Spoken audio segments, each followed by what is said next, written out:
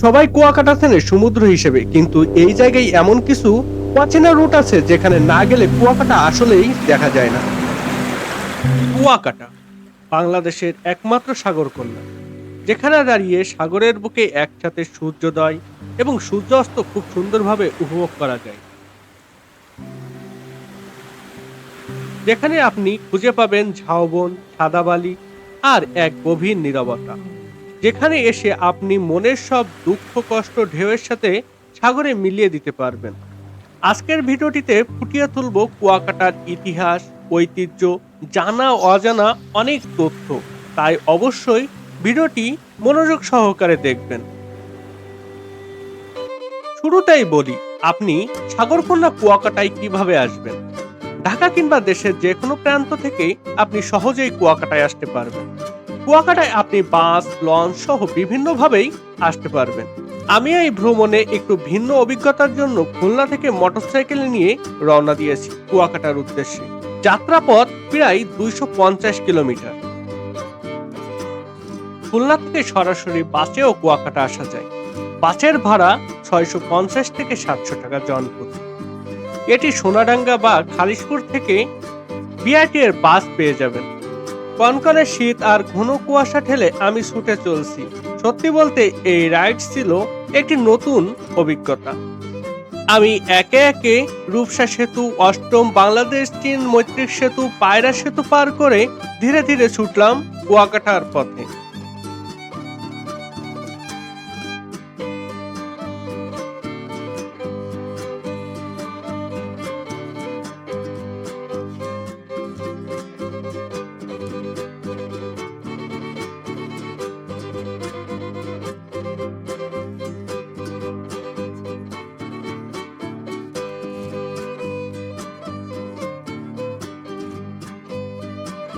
আমি ইতিমধ্যে কুয়াকাটার চৌরাস্তায় চলে এসেছি। খুলনা থেকে আমার সময় লেগেছে 6 ঘন্টার কাছাকাছি। তবে এখানে আমি আপনাদের অনুরোধ করব, যারা দূর থেকে ভ্রমণ করবেন তারা এই শীতে কেউ মোটরসাইকেলে ভ্রমণ করবেন না। শীতের সময় মোটরসাইকেলের যাত্রা অনেক ঝুঁকিপূর্ণ হতে পারে। আপনি বাস বা মোটরসাইকেলে যেভাবেই আসেন না কেন, আপনাকে এই চৌরাস্তায় নামিয়ে দেবে এবং এর ঠিক পাশেই বাংলাদেশের সাগরকন্যা কুয়াকাটা সমুদ্র সৈকত। কুয়াকাটায় আসলে রাত্রিযাপনের জন্য সহজেই হোটেল পেয়ে যাবেন, তবে অবশ্যই একটু দরদাম করে নেবেন। অল্প খরচে ভালো মানের হোটেল পাওয়া যায়। আমিও একটি রুম নিয়েছি। হালকা বিশ্রাম নিয়ে দুপুরের খাবার খেয়ে ছুটে যাব নীল সমুদ্রের বুকে। আমরা ইতিমধ্যে কুয়াকাটায় একটি রুমও ভাড়া করেছি। এটা হচ্ছে আমাদের রুম, সাথে একটি টিভি আছে এবং ডাবল বেড, একটা র্যাক আছে, এখানে আপনাদের প্রয়োজনীয় জিনিসপত্র রাখা যাবে। ওয়াশরুমটা হচ্ছে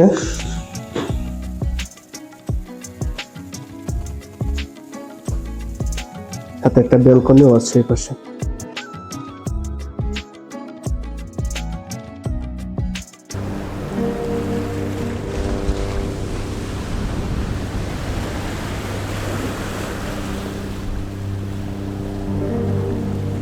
এটি কুয়াকাটার মেন বিচ।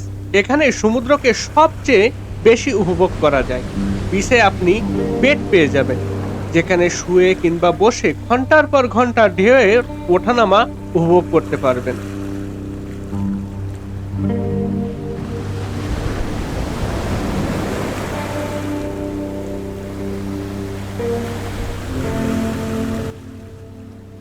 দক্ষিণাঞ্চলের মানুষের জন্য ভ্রমণ এবং সব থেকে উপভোগের একমাত্র স্থান হলো কুয়াকাটা।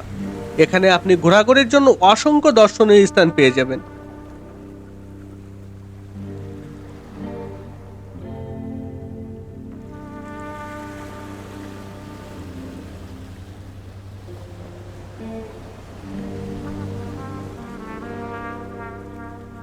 সেখানে যাওয়ার জন্য আপনি মোটরসাইকেল বা ইজি বাইক পেয়ে যাবেন। আমি যেহেতু বাইক নিয়ে এসেছি, তাই আমি আর ট্যুর গাইড বা বাইক ভাড়া করলাম না। অবশ্যই আপনারা সহজে এখানে ট্যুর গাইড এবং বাইক পেয়ে যাবেন।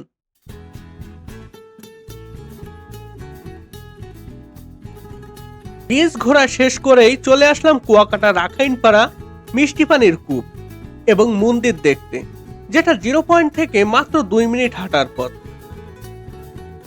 এখানে প্রবেশ করতে হলে আপনাকে টিকিট কাটতে হবে। প্রবেশ মূল্য জনপ্রতি 20 টাকা।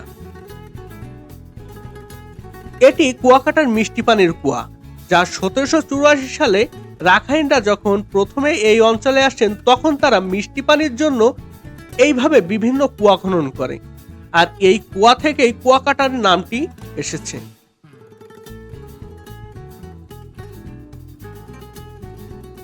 কূপ দেখা শেষে সিঁড়ি বেয়ে উপরে উঠলেই দেখতে পাবেন বৌদ্ধ মন্দির। মন্দিরে প্রবেশের সময় অবশ্যই খালি পায়ে যেতে হবে।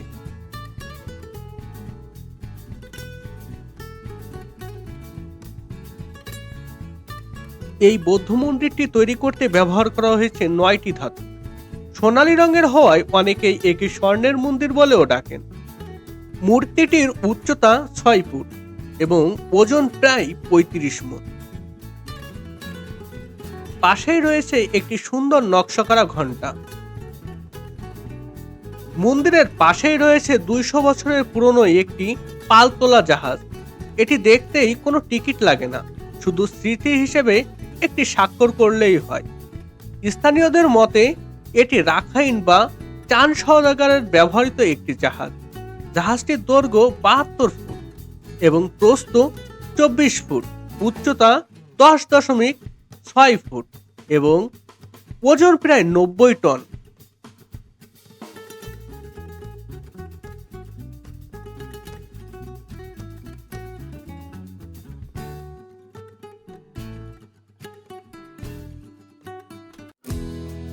মন্দির দেখা শেষে যদি দুপুরের পরে চাইলে আপনি কুয়াকাটার পশ্চিম পাশে ভ্রমণ করতে পারেন, কারণ এই পাশে রয়েছে অসংখ্য দর্শনীয় স্থান।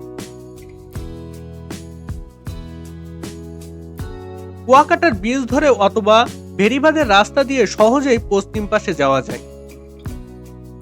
এখানে রয়েছে শুটকি পল্লী, লেম্বুর চর, ঝিনুক বীজ, লাল কাঁকড়ার বীজ, ঝাউবন এবং 3 নদীর মোহনা।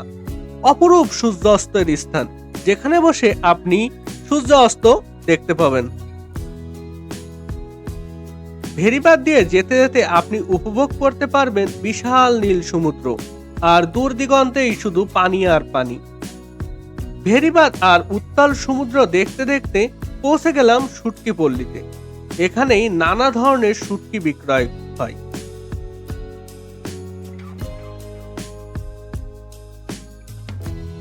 আপনারা চাইলে এই মার্কেট থেকে কিছু প্রয়োজনীয় শুটকিও ক্রয় করতে পারেন। এরপরে চলে গেলাম লেম্বুর চর বা লেবুর চর, যার আসল নামটি হলো লেম্বুর চর। 1780 সালের দিকে লেম্বুর নামে এক রাখাইন রাজা বা সওদাগর এখানে বসতি স্থাপন করেছিল, তাই তার নাম অনুসারে এই জায়গাটির নাম করা হয় লেম্বুর চর। তবে এটি ধীরে ধীরে লেবুর চর হিসেবে বেশি জনপ্রিয়তা পেয়েছে। এখানে কিন্তু আপনি কোনো লেবু গাছ বা বাগান পাবেন না, এখানে আছে গেওয়া গাছ। আপনারা অবশ্যই এই লেম্বুর চর ভ্রমণ করবেন। এই চরটির প্রাকৃতিক সৌন্দর্য আপনাকে সত্যিই মুগ্ধ করবে।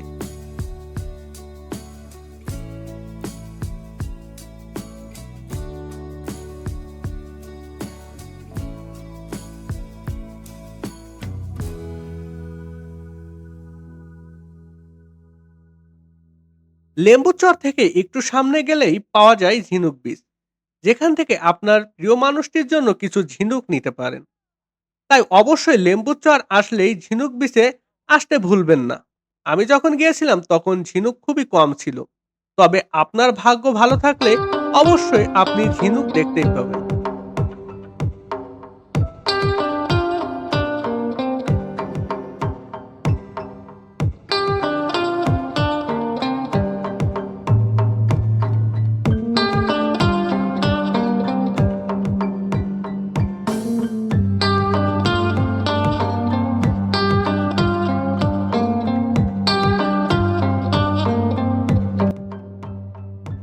ঝিনুক বীজ শেষ করেই চলে আসতে পারবেন ঝাউবন এবং 3 নদীর মোহনায়, যেখান থেকে আপনি উপভোগ করতে পারবেন সূর্যাস্ত। এখান থেকে আপনি খুব সুন্দরভাবে সূর্যাস্ত উপভোগ করলে দিনের সব ক্লান্তি মুহূর্তেই দূর হয়ে যাবে।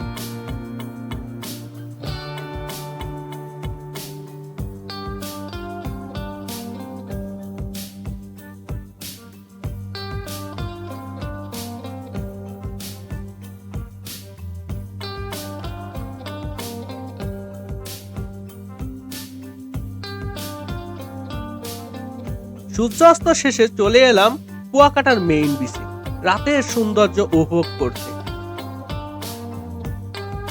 এখানে বিচের পাশে প্রয়োজনীয় সকল কিছুই পেয়ে যাবেন। ছোটদের খেলনা থেকে শুরু করে আচার, ঝিনুক সহ নানান খাবার পেয়ে যাবেন। আর আপনি যদি তাঁতের কাপড় কিনতে চান তাহলে আপনাকে যেতে হবে রাকাইন মার্কেট, যা আমরা ধাপে ধাপে আপনাদের দেখাবো।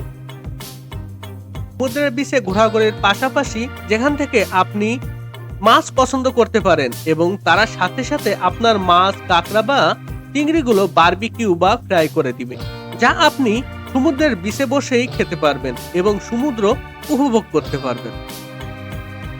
রাতে কুয়াকাটা সমুদ্র ঘোরাঘুরি করে দ্রুত ঘুমিয়ে পড়বেন, কারণ পরের দিন খুব ভোরেই উঠতে হবে।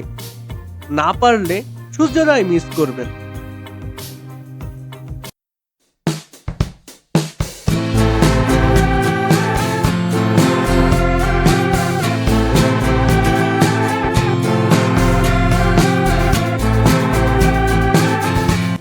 শীতের তীব্রতা আর ঘন কুয়াশার কারণে আজ সূর্যোদয় দেখা সম্ভব হয়নি। তবে আজ ঘুরবো পূর্ব দিকের দর্শনীয় স্থানগুলো।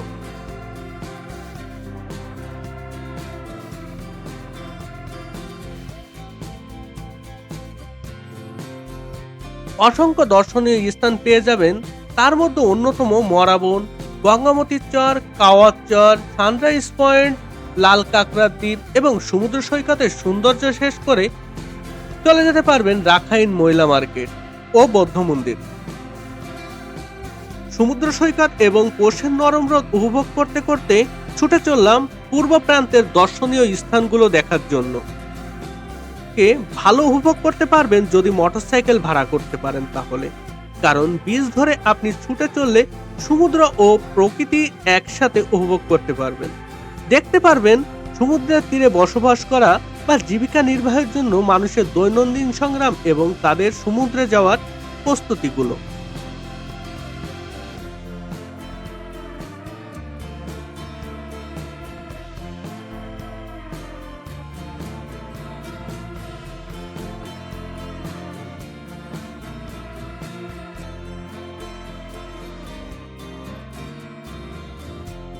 পূর্ব পাশে আসলেই একটি জায়গা পাবেন যেটি মরাবন নামে পরিচিত।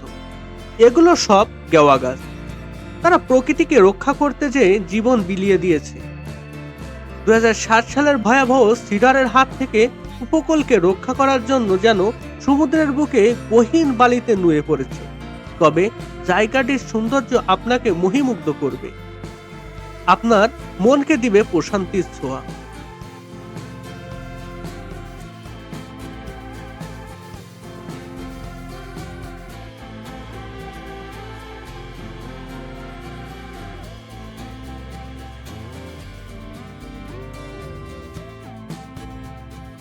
মরাবন দেখা শেষ করে বনের মধ্যে বালির চরের ভয়াবহ রাস্তা দিয়ে চললাম কাওয়াত চরের দিকে।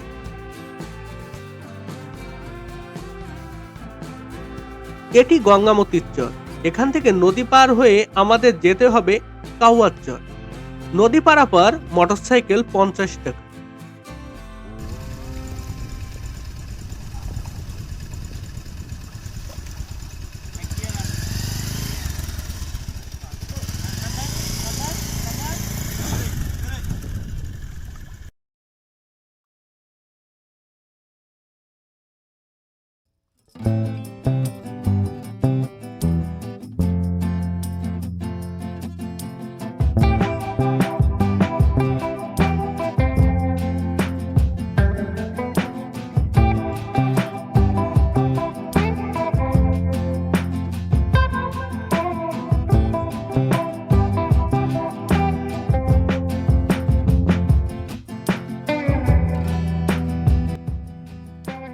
নদী পার হয়ে আবারও ছুটে চললাম বালিকাময় আঁকাবাঁকা পথ এবং সমুদ্রের বীজ ধরে। বর্তমানে আছি কাওয়াচ্চর। এখান থেকে সূর্যোদয় সব থেকে সুন্দর দেখা যায় এবং পিছনে আছে কুয়াকাটার সব থেকে বড় ঝাউবন। চলুন পাখির চোখে এর সৌন্দর্য উপভোগ করি।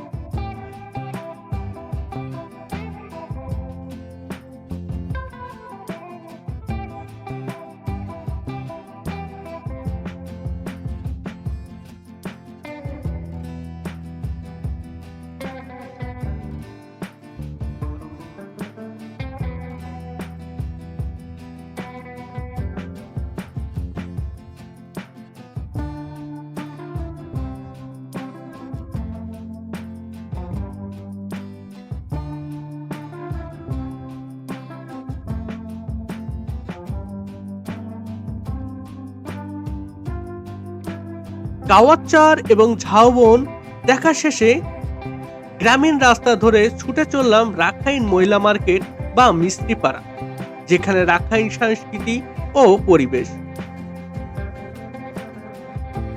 মিস্ত্রিপাড়া যেতে যেতে আপনি গ্রামীণ পরিবেশ এবং রাস্তাঘাট দেখতে পাবেন, যা আপনার মনকে শান্তি যোগাবে।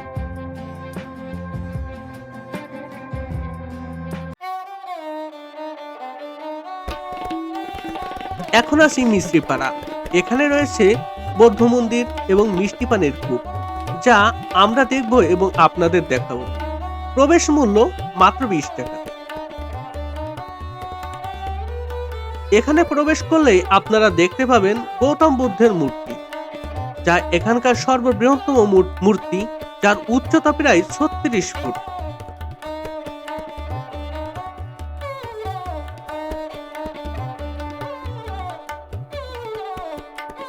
এর পাশেই পেয়ে যাবেন মিষ্টি পানির একটি কূপ।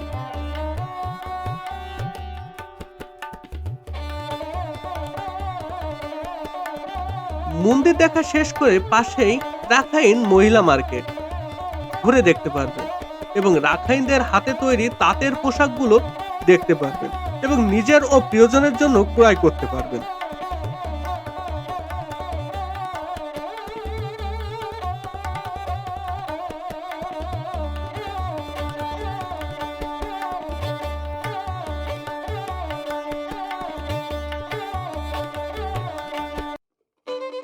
অবশেষে কুয়াকাটা মেইন বিচে ফিরে হোটেল থেকে চেক আউট করে দুপুরের খাবার শেষে আবারও রওনা দিলাম খুলনার উদ্দেশ্যে। 250 কিলোমিটারের এক রোমাঞ্চকর রাইড। আজ এখানে ভিডিওটি শেষ করছি। আবার দেখা হবে নতুন কোনো ভ্রমণের গল্পে। ততক্ষণ পর্যন্ত ভালো থাকবেন, সুস্থ থাকবেন। চ্যানেলটি অবশ্যই সাবস্ক্রাইব করে রাখবেন। আল্লাহ হাফেজ।